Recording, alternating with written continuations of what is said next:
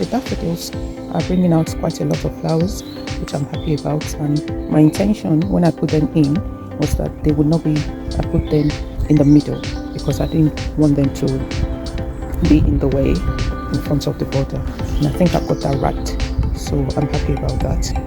And they're forming really nice combination with the Perennials. These are Primroses, the purple ones that you can see in front of them.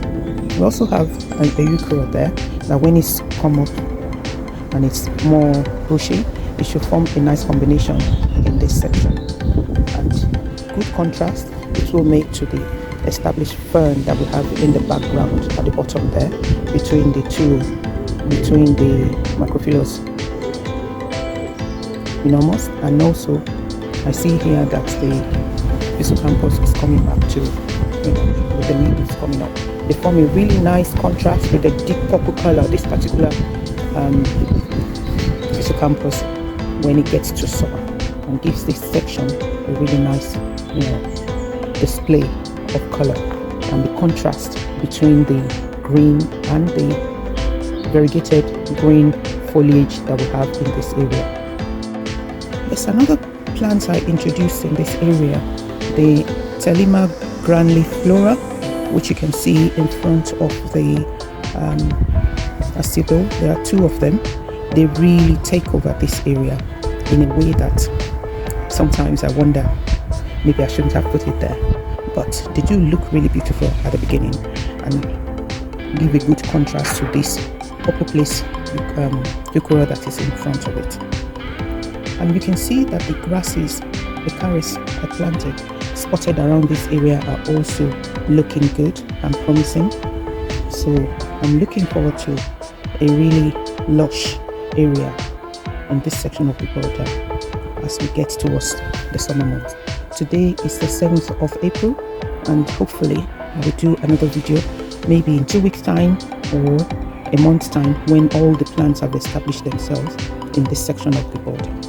I have quite a lot of ferns which I keep on planning to do a video on.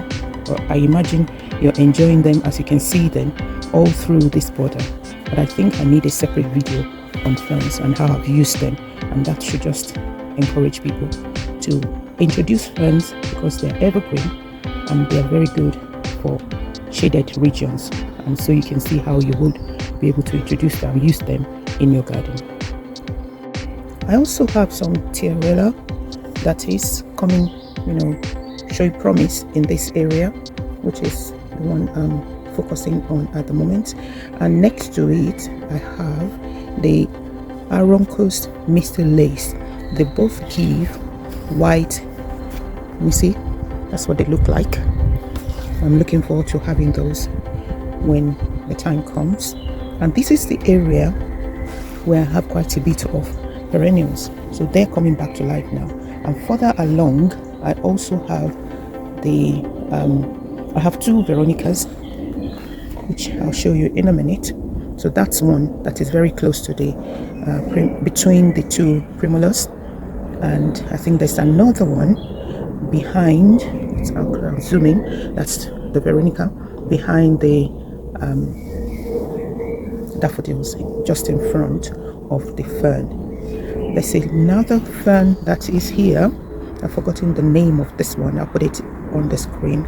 That is,